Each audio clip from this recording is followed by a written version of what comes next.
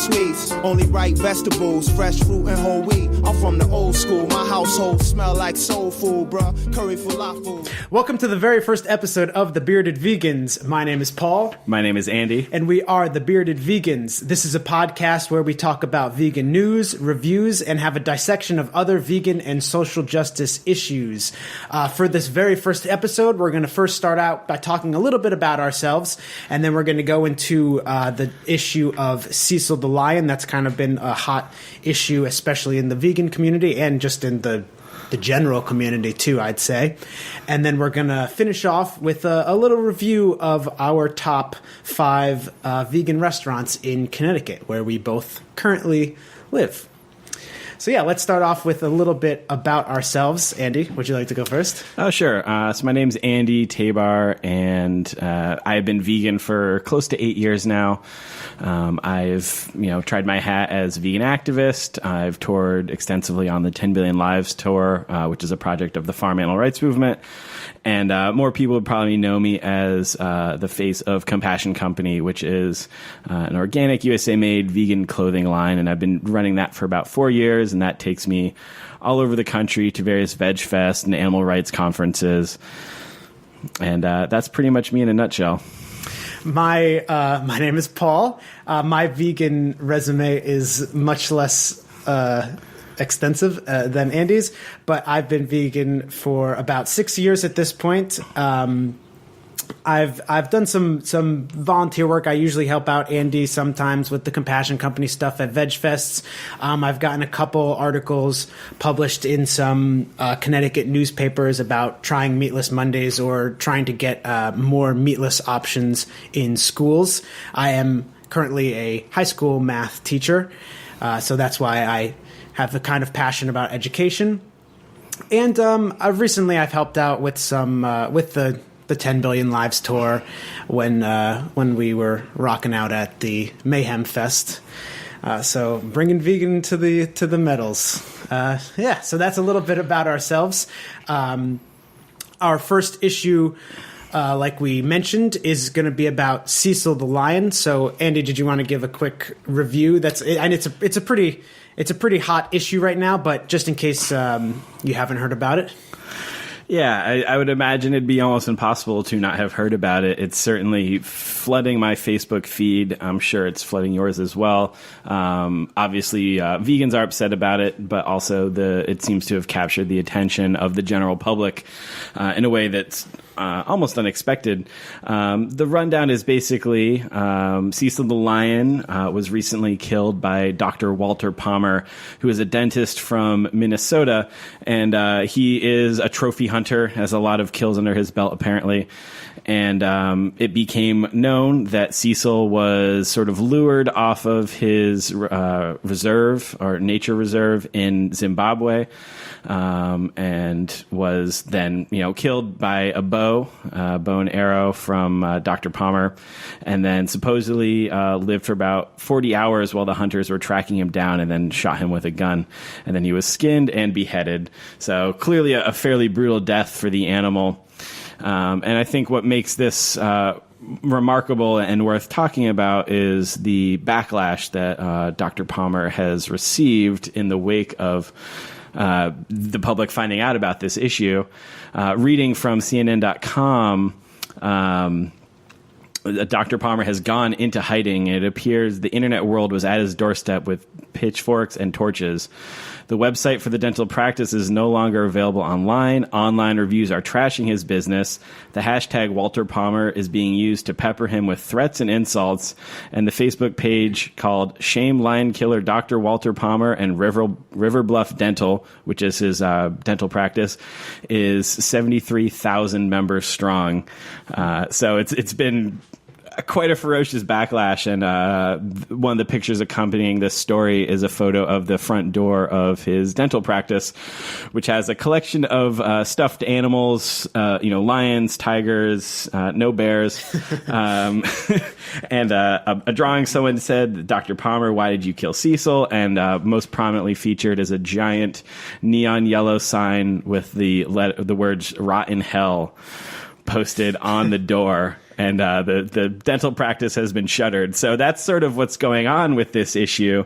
And I think it's also important to point out that a lot of this backlash is coming from non-vegans or vegetarians as well, which is what makes it, I think, a pretty interesting issue. It reminds me of the issue with also pretty recently with like the dog killings, and how that there was a lot of, was that in the Yulin Dog Festival? Yeah. And how that as well got a lot of backlash from vegans and interestingly non-vegans. So we kind of just wanted to dissect that a little bit about how it's obviously an animal rights issue. It's an animal issue, but it's a lot of non-vegans are taking interest in it. So we wanted to look at that a little bit.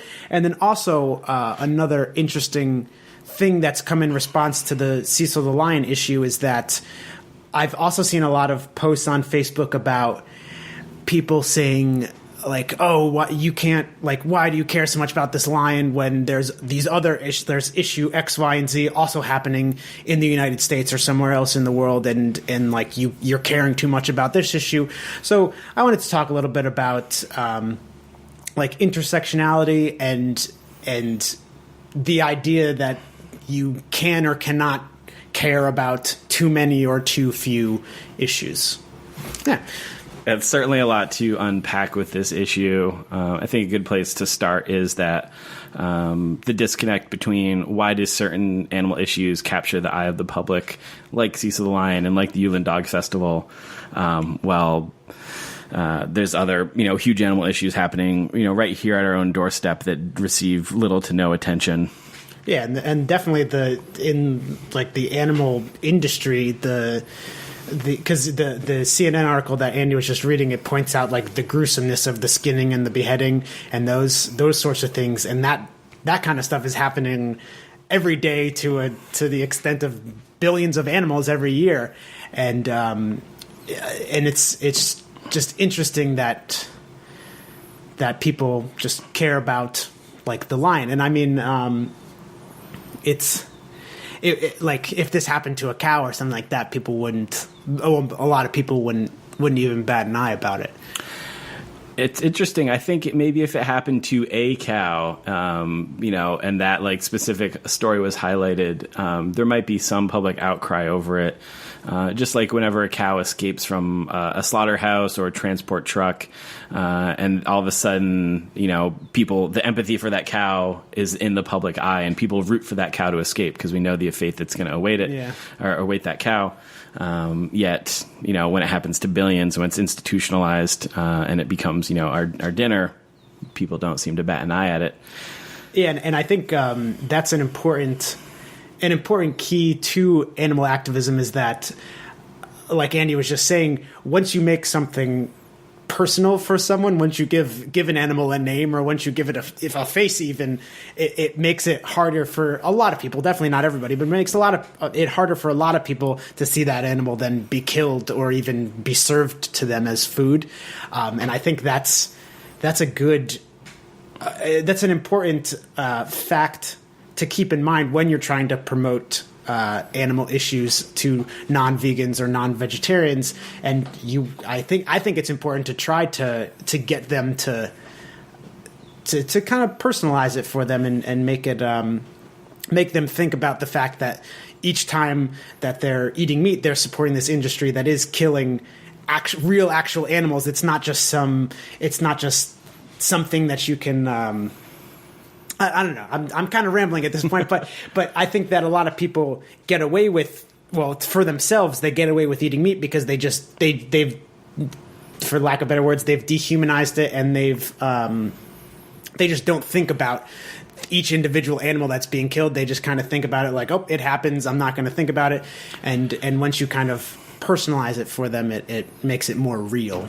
Yeah, and I think that's a strategy that we're starting to see a lot of the larger animal rights organizations do, is in their leaflets and videos, is giving names to animals and telling their personal story.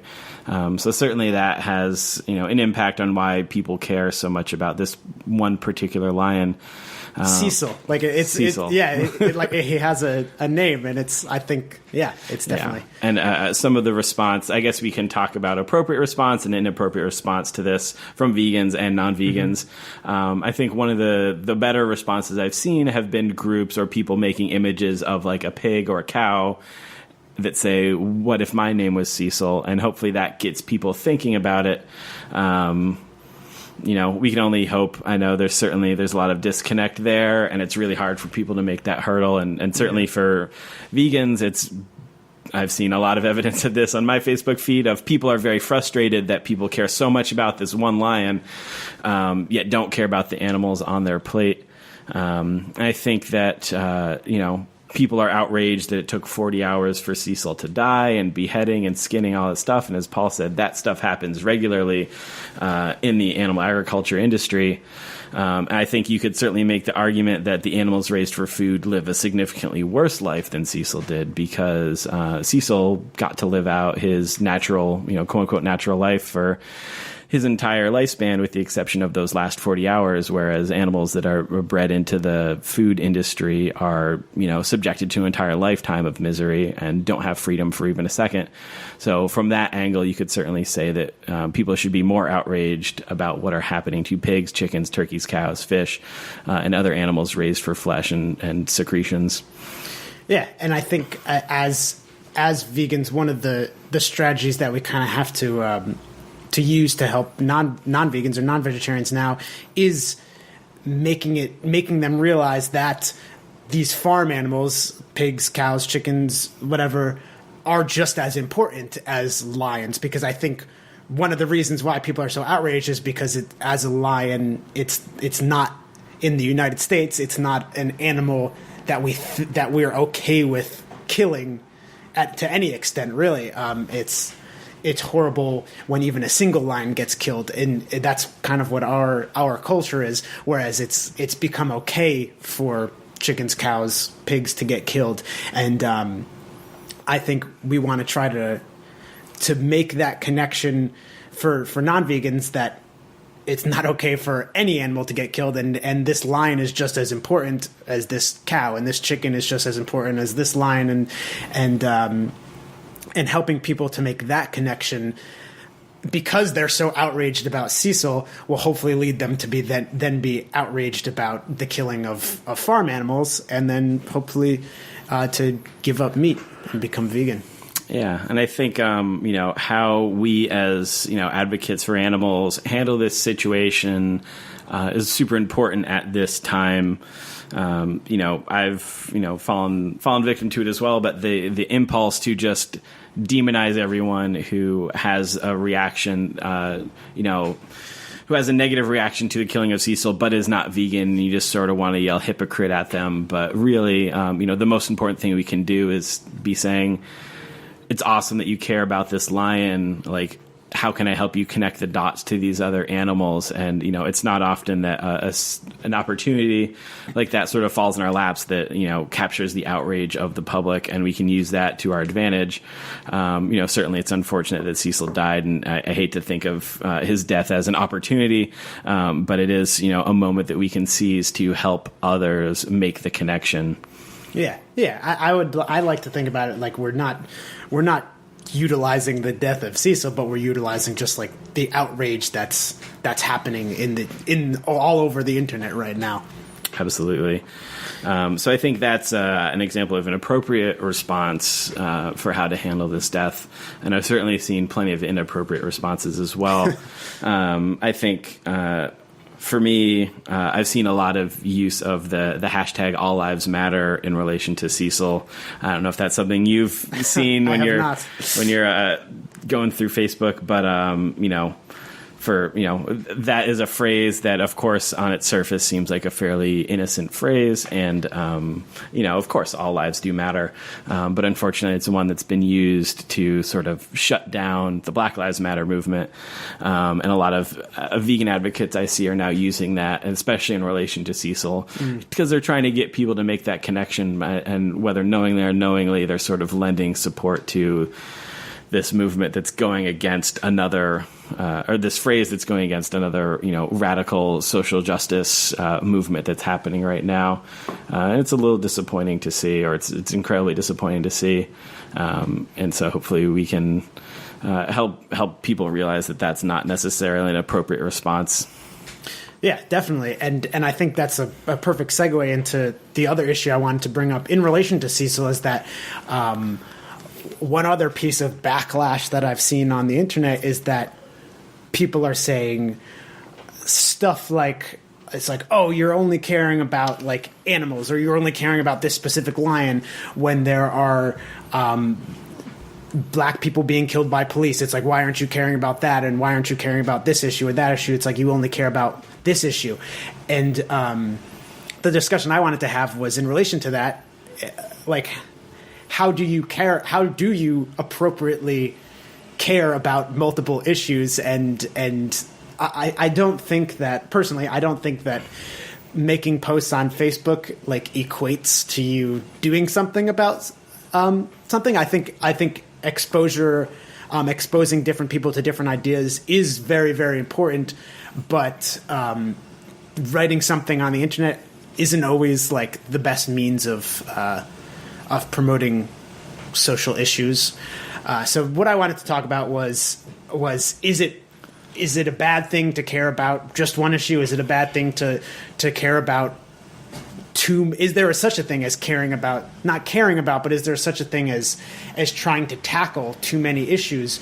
Or would your would you be better, or would you be more supportive or more helpful with just putting all your effort into a few issues rather than, I guess, for lack of better words, spreading yourself too thin?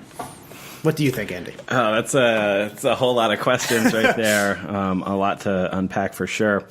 It's a super complicated issue. I know that, the tendency is, if someone cares about one thing, say vegans, people will often say, well, you don't care about the people picking your vegetables or something. And I think it's a false premise that you can't care about more than one thing at a time. I thought I was going somewhere good with that. But for me, I don't feel like there's ever, or most of the time, there's not a time when you have to sacrifice the rights of some to help promote the rights of others.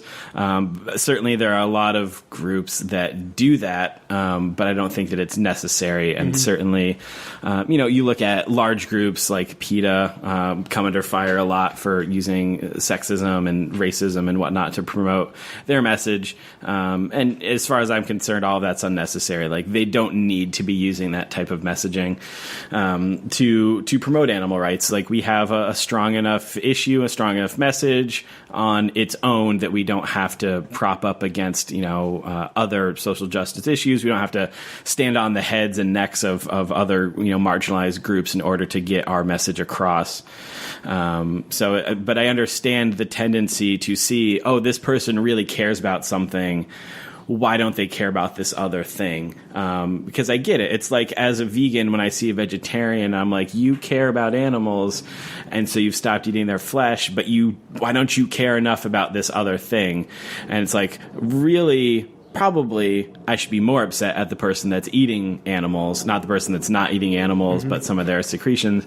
But in my head, I'm like, well, you've got there part of the way. So that's why I want to focus in on you.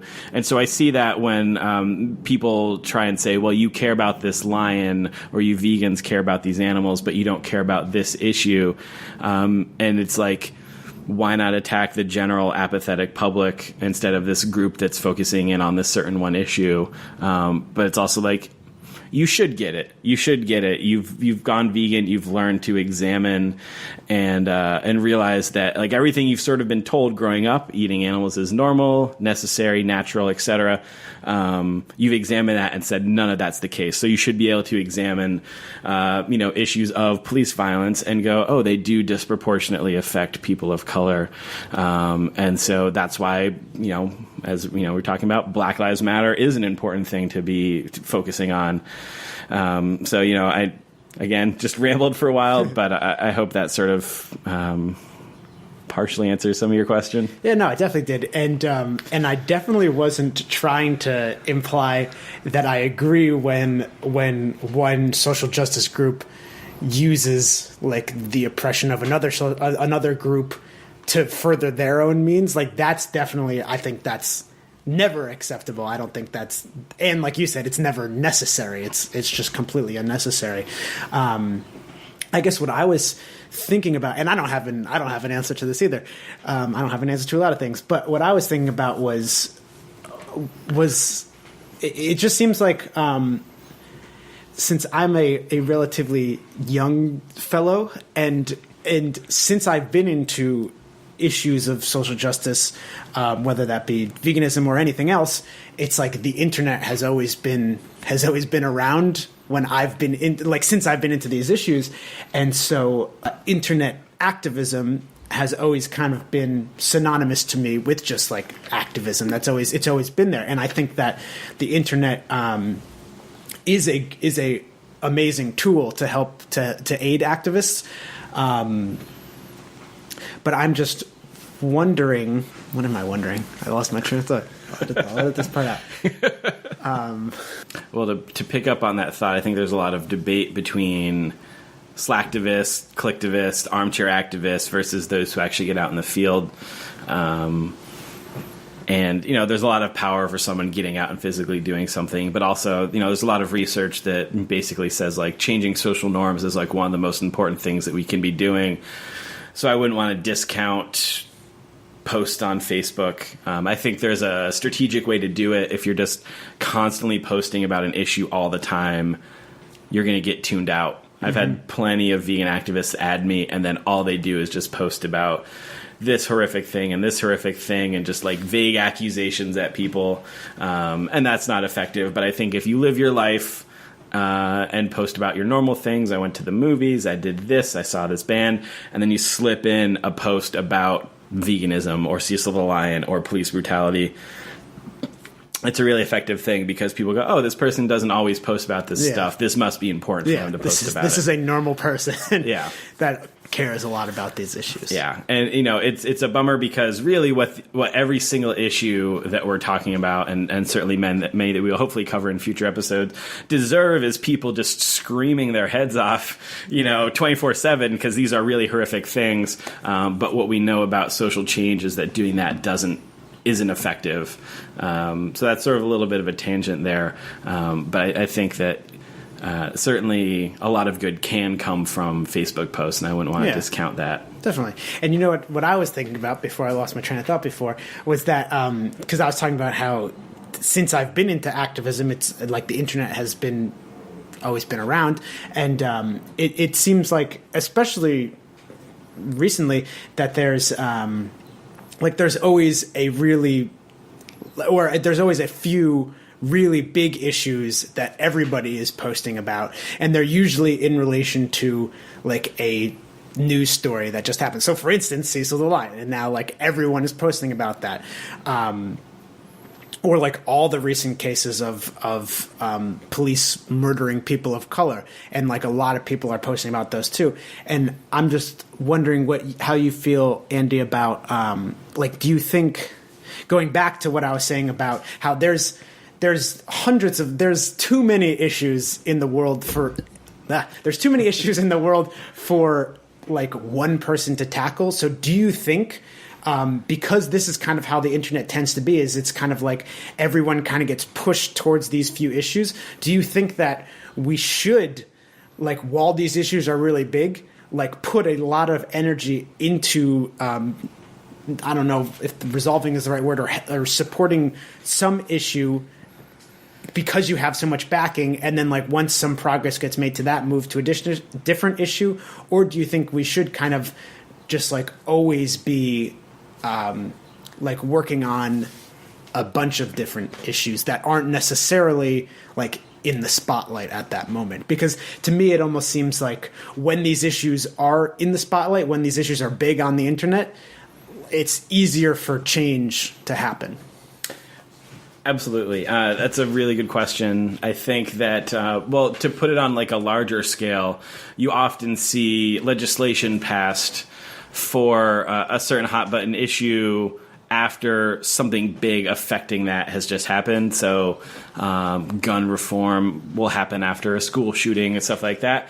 So I think it is important to seize on those moments and take advantage of them and, use them to get the general, sympathy on your side, but at the same time, not lose sight of other issues. I think for me personally, when I think about trying to, keep my eye on intersectional politics and issues, obviously sort of veganism and animal rights is kind of my issue that I work on the most.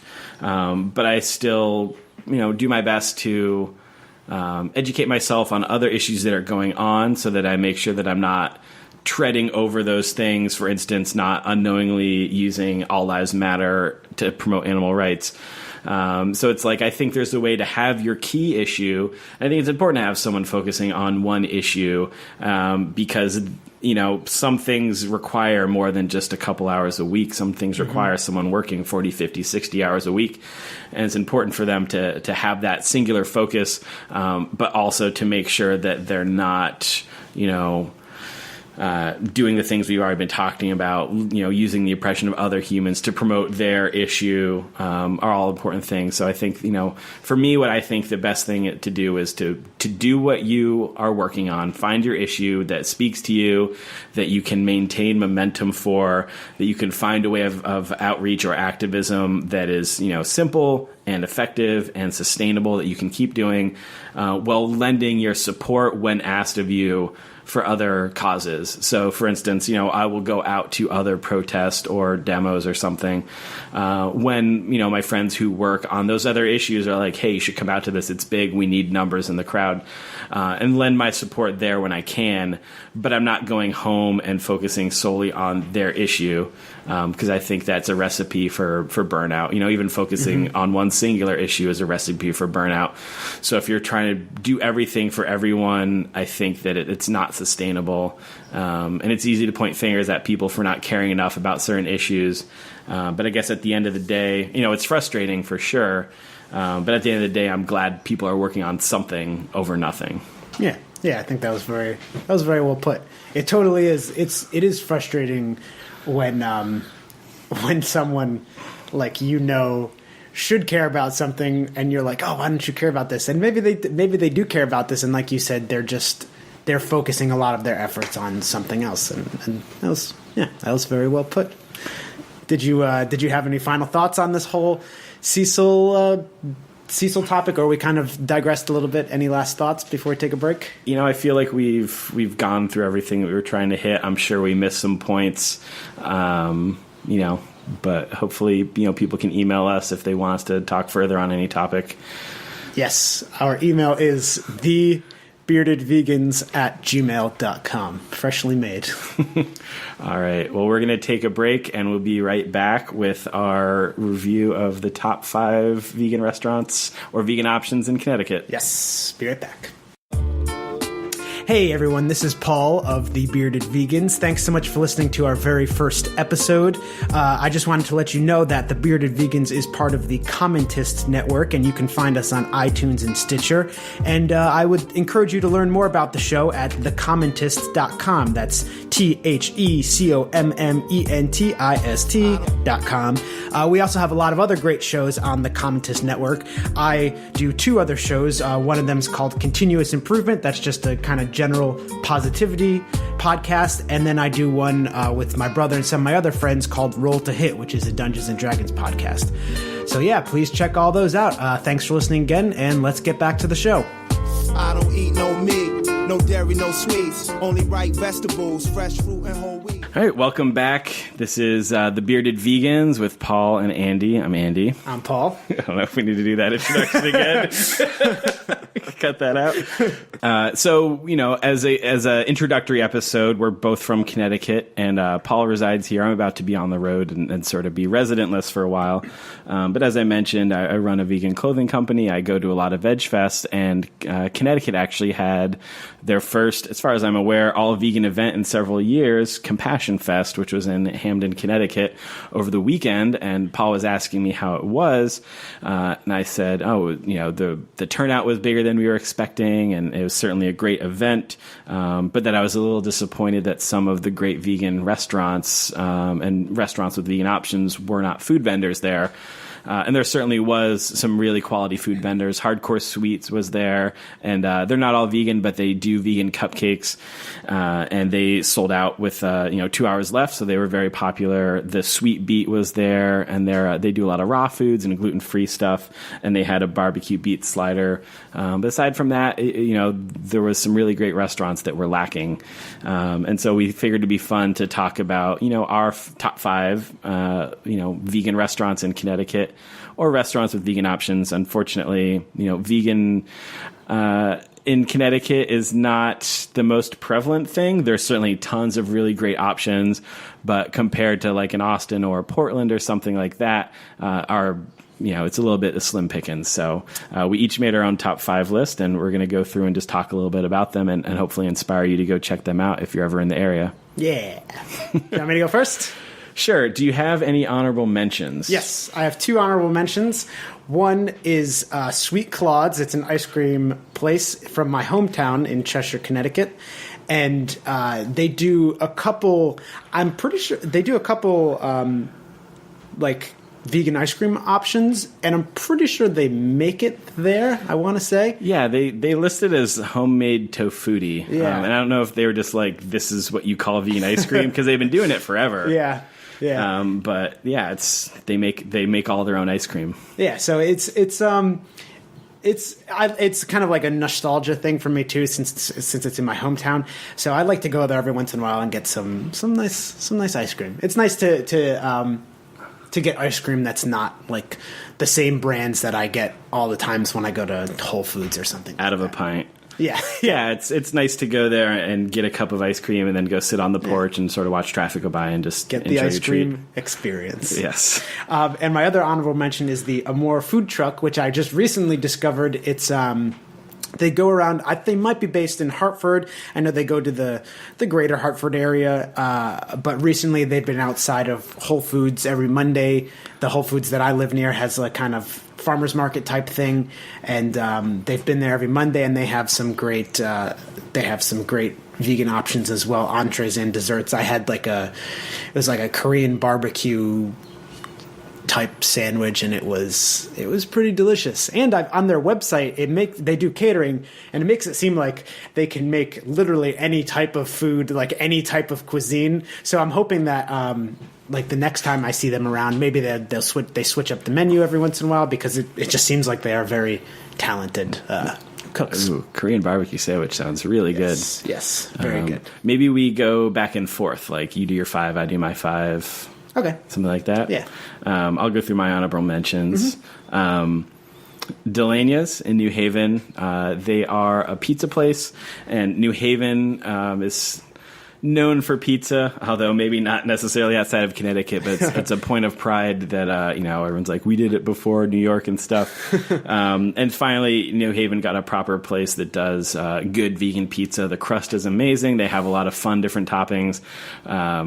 Paul's not as enamored by their crust. I've gotten it several times, and it's been very, very burnt, but if that's your thing, then do you. It's part of the charm. So I would recommend them wholeheartedly for vegan pizza. And then also Edge of the Woods. It's not a restaurant per se, but it's all vegetarian market.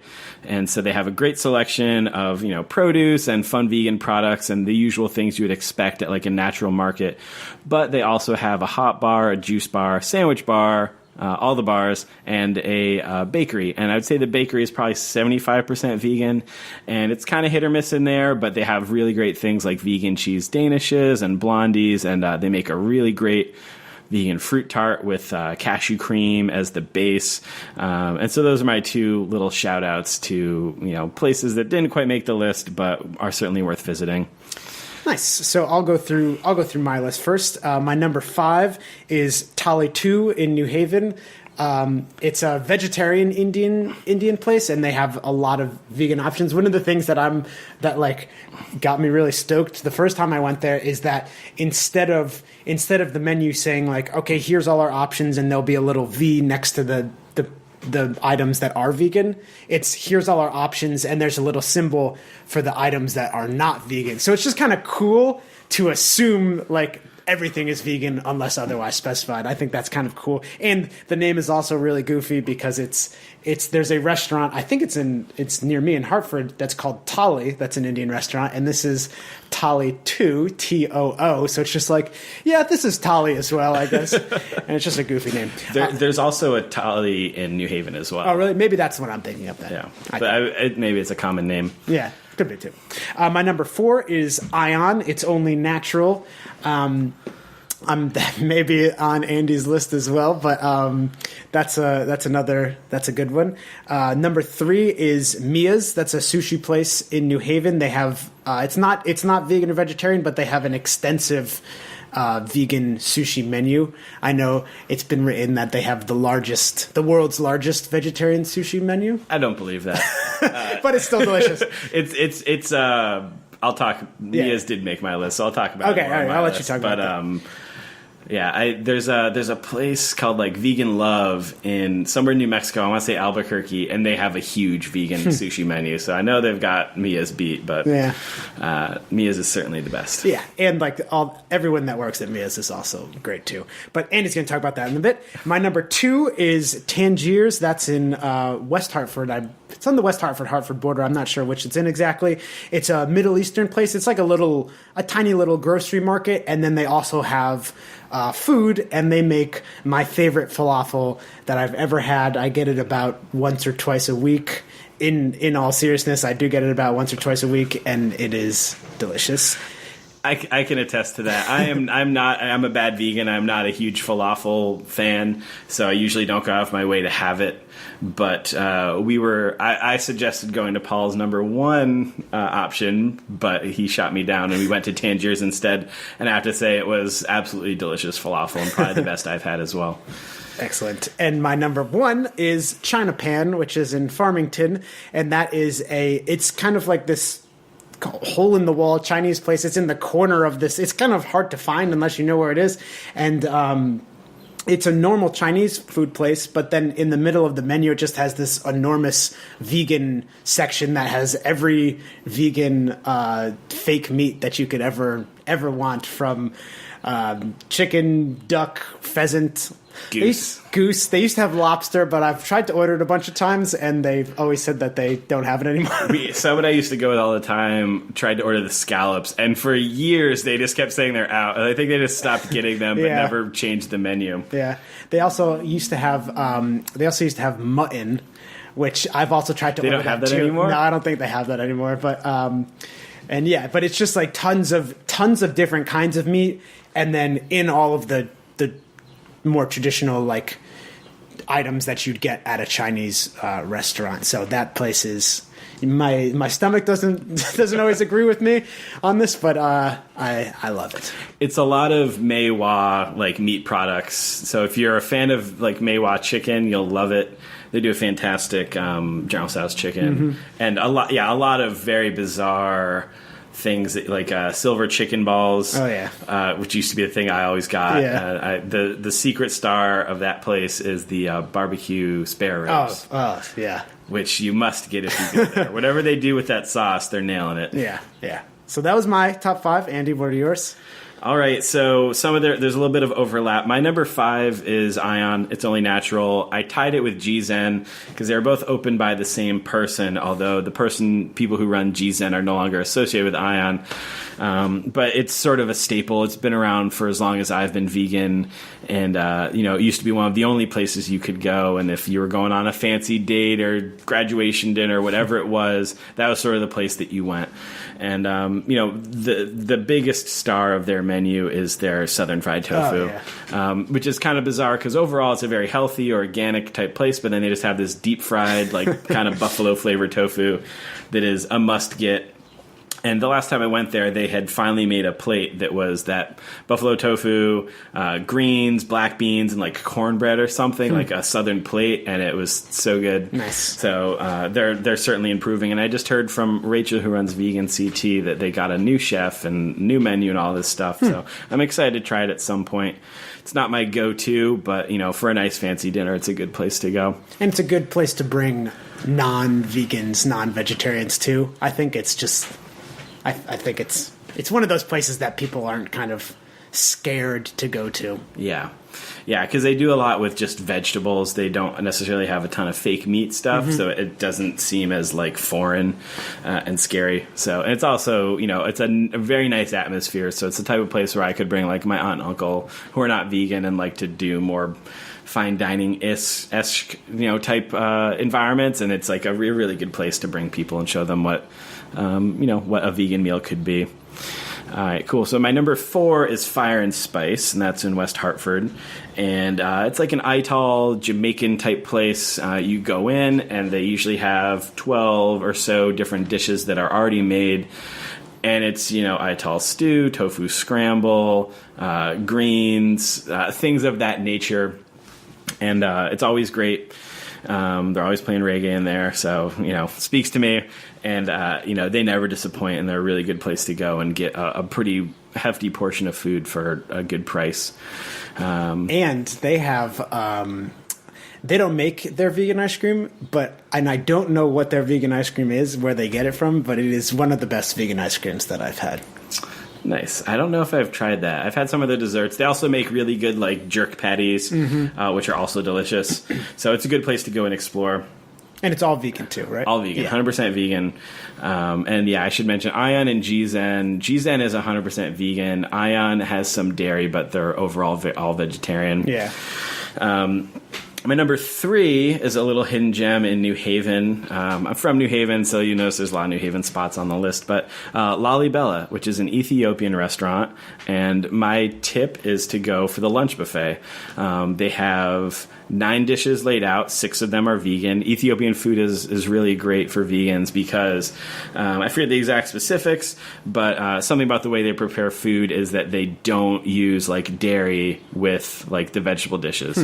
So basically, for the most part, all of the vegetarian dishes are by default vegan. So it's usually a nice safe bet when you're traveling.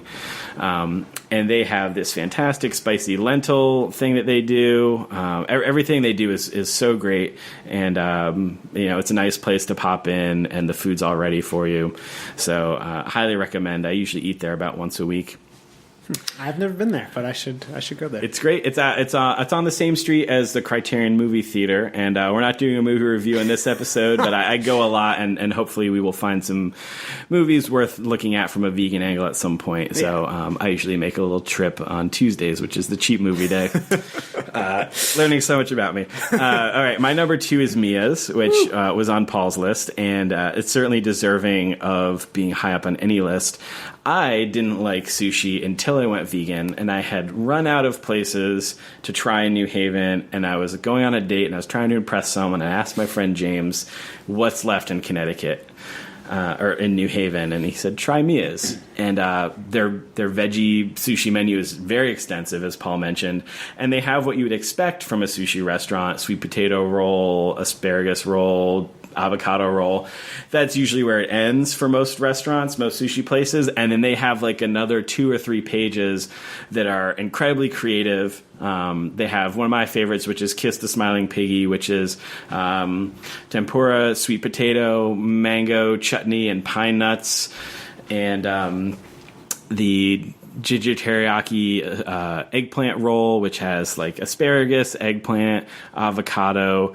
The whole thing's tempura deep fried, and they drizzle it with a teriyaki sauce. It's amazing. So they really just do incredible things with just vegetables. They don't typically rely on any of the vegan meats, although they did recently add a chicken teriyaki roll with Beyond Meat, and they have an appetizer that uses the Beyond Meat as well, which is really good. And they also use, because some of their rolls have mayo, and do they use just mayo for some?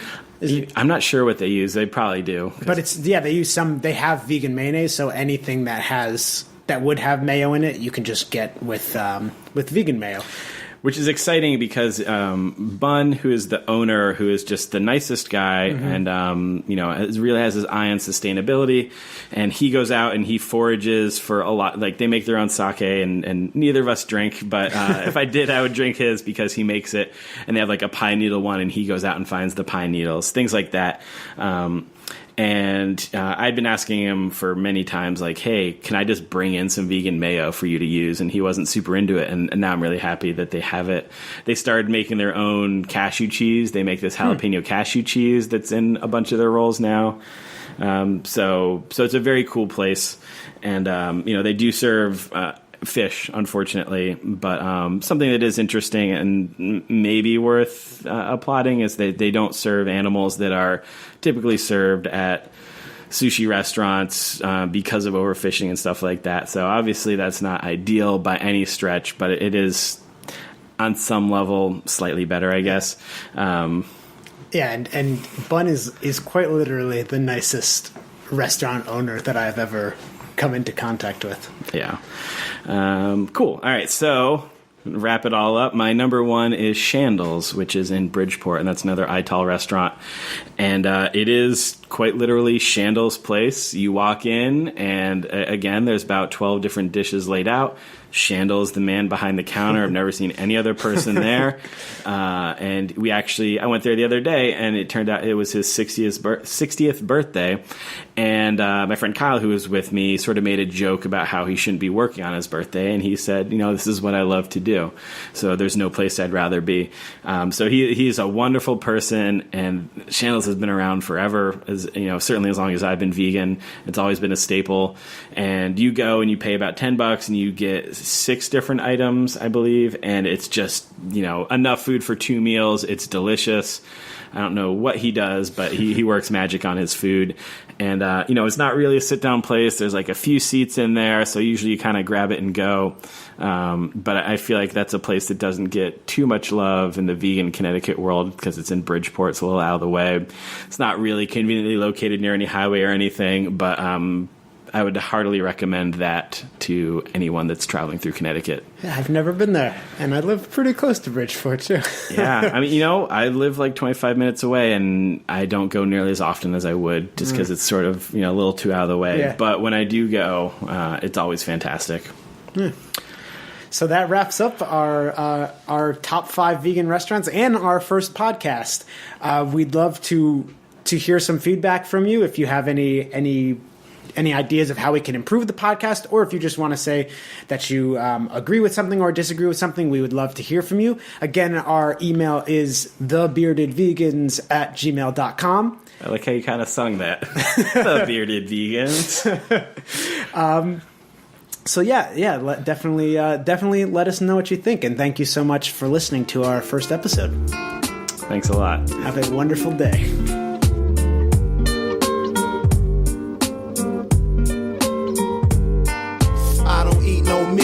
No dairy, no sweets, only ripe vegetables, fresh fruit and whole wheat. I'm from the old school, my household smell like soul food, bruh. Curry falafel, barbecue tofu, no